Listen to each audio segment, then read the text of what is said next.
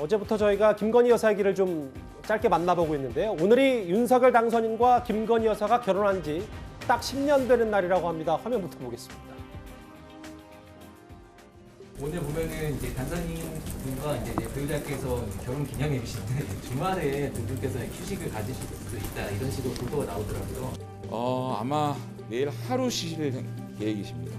내일 하루 쉬시고 인수위원장, 부위원장 발표를 일요일 날 오후에 목표로 가고 있는데 그거를 당선인께서 직접 발표를 안 하신다고 하면 일요일까지도 휴식을 취할 수 있을 거다 이렇게 생각이 드는데 여러분 아시다시피 너무 가열찬 선거를 하지 않았습니까? 너무 피곤하시고 지쳐 있고 하기 때문에 한 하루 이틀 정도 또 쉬시는 게 좋을 거라고 생각을 합니다. 물론 이제 더 앞으로 뛰기 위해서 잠시 윤석열 당선인도 쉼표를 좀 찍긴 찍어야 될 텐데 실제로 오늘이 딱 결혼한 지 10주년 되는 날이다. 그래서 휴식 얘기도 좀 있고 아까 장 실장도 비슷한 얘기를 좀 했어요. 네.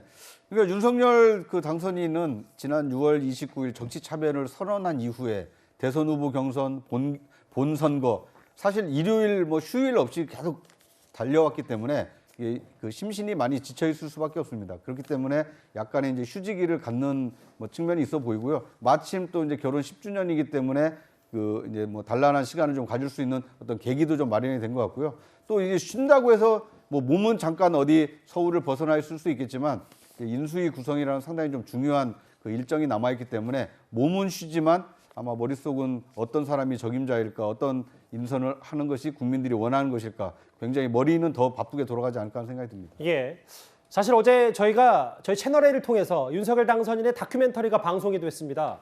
잘 알려지지 않은 에피소드들이 몇 개 공개가 됐는데요. 저희가 그 화면을 준비했습니다.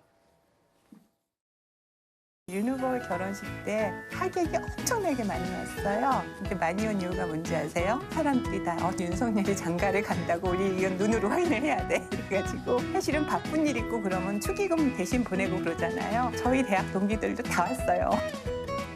저희 그 철을 만나서 이제 처음에는 결혼한다 이런 생각 하지도 않았고 저도 나이가 많기 때문에 이렇게 만나가지고 이 사람하고 어떻게 잘해서 좀 그런 생각을 할 그 입장도 아니었고 제가 근데 이제 미술에 대한 얘기 이런 거를 좀 하다 보니까 제 처가 보기에는 좀 기특했는 모양이에요. 검사가 그냥 사람 감옥에만 넣는 줄 알았는데 그래서 좀 아마 저에 대한 인상이 조금 괜찮았지 않았나.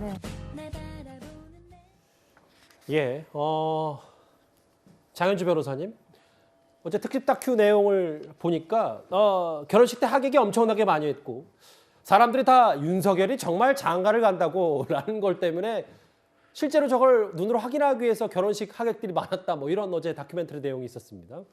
네, 그렇습니다. 10년 전이라고 해도 사실 52세의 나이면 늦은 나이에 결혼하신 건 분명하죠. 요새도 아무리 결혼 적령기가 좀 늦어졌다고는 해도 50이 넘어서 이제 결혼한다고 하면 분명히 이제 노총각인 거니까 그런 의미에서 주위 동기들이 정말 장가를 가는 거 맞냐, 50살까지 혼자였는데 이런 취지에서 많이들 갔던 걸로 보이긴 합니다. 끝입니까? 한마디만 붙이자면 사실 이례적이긴 하죠. 왜냐하면 그 검사라는 직업이 이제 소위 그 결혼 시장에서는 굉장히 좋게 평가되는 직업이거든요. 사실 그렇지 않습니까? 그렇다면은 10년 전이고 했으면 윤석열 당선인이 그 당시에도 검사 생활 계속 했으니까 결혼 시장에서나 본인이 마음 먹었으면 맞선을 본다든지 얼마든지 가능했을 텐데 52세까지 결혼 안 했으니까 주위에서는 장가를 안 가는 건가 이런 생각했을 수도 있죠. 그래서 더 하객들이 많았을 것 같긴 합니다. 이건 분위기가 화기애애한 분위기지만 또 듣기에 따라서 결혼 시장 얘기 뭐야 검사 위험할 수도 있으니까요. 그 부분은 또 그렇게 또 정리를 하도록 하겠습니다. 윤석열 당선인은 요리가 취미인 걸로 유명한데요. 그런데 한 언론 인터뷰에서 김건희 여사가 이런 얘기를 했습니다. 그 전에 먼저 영상부터 만나보겠습니다. 내 요리는 그냥 심플하게 적은 재료 가지고 이렇게 해서 쉽게 만들어 먹는 요리인데 그냥 집에서 해먹는 거하고 거의 비슷하게 그냥 집밥. 아니 아버님께서 검사 그만두시면은 식당 하라고 얼마나 요리에 관심이 많으셨으면 주말에 저 일요일 같은 때는 간단한 요리 해가지고 좀 부모님하고 같이 밥을 먹었는데 이렇게 드시고 나면 꼭 우리 아버지가 나중에 봉지 그만두면은 식당 해라. 이게 식전이랑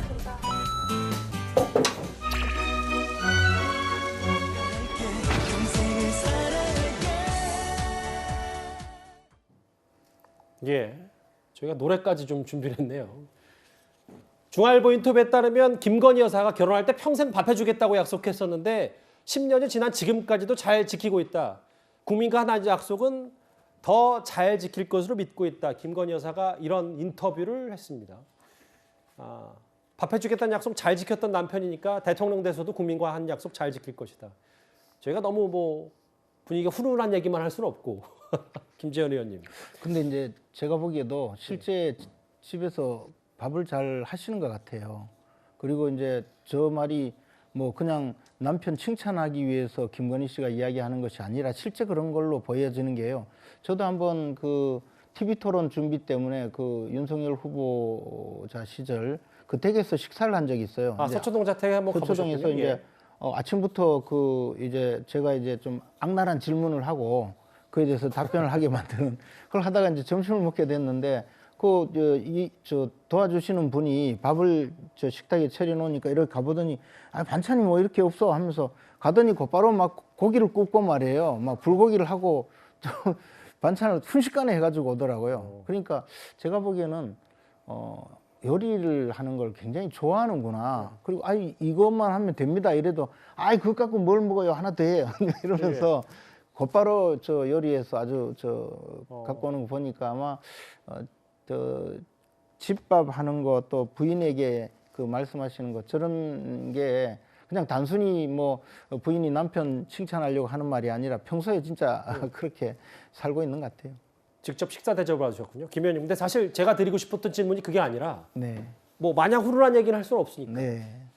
영부인과 여사와 관련된 김건희 여사 관련된 의혹이 조금이라도 남아있다면 당선인 신분 때 미리 털고 갈 건 털고 가고 그게 만약에 검찰의 수사 대상이라면 하고 가는 게 맞는 건 아닌지 뭐 이런 시각도 있습니다. 그래서 저는 이 정권에서 지금까지 그 윤석열 후보자 또 배우자 김건희 씨에 대해서 여러 가지 뭐 수사한다고 지금 끌고 있지 않습니까? 이 문제는 빨리 정리를 하라는 거죠. 그와 마찬가지로 이재명 후보 또 이재명 후보 부인 김혜경 씨에 대한 모든 형사사건 문제 일단 저 문재인 정부에서 다 처리를 하고 그다음에 넘겨야 된다고 봅니다. 그렇지 않고 이것을 검찰이 지금까지 계속 끌고 왔듯이 또 정리를 하지 않으면 그다음에 이제 새 정부가 들어와서 마치 또 무슨 권력 때문에 이 사건을 또 무마했다 이런 식으로 또 비판을 받을 수 있거든요. 김건희 씨 의혹이든 김혜경 씨 의혹이든. 그렇죠. 예, 알겠습니다. 김건희 여사 인터뷰 내용까지 집밥 얘기까지 만나봤습니다. 이 주제 여기까지고요. 지금까지 들어온 여러분들의 목소리를 만나보겠습니다. 첫 번째 댓글입니다. 이철우 교수님 존경합니다. 진정한 우정입니다. 중마고우에 청와대 나와서 보자라는 이 말에 좀 긍정적인 평가를 하셨고요. 예. 이준석 대표 기여 논란은 자정주단으로 변질될 우려가 있으니 잡음 끄고 합심해서 국민을 위해 힘써주세요. 또 보겠습니다. 국민의 반은 윤석열 당선인을 선택하지 않았다. 5년 임기 내내 이걸 명심하면서 일해야 된다고 하셨습니다. 예. 광화문 신무실 좋고 모두 잘하시라 믿는데 경호가 불안합니다라는 의견도 주셨고요. 마지막 보겠습니다. SNS를 즐겨하던 조국 전 장관과 추미애 전 장관은 왜 침묵하고 있나? 마지막 댓글까지 만나봤습니다. 다음 주제 민주당 얘기를 좀 해보겠습니다.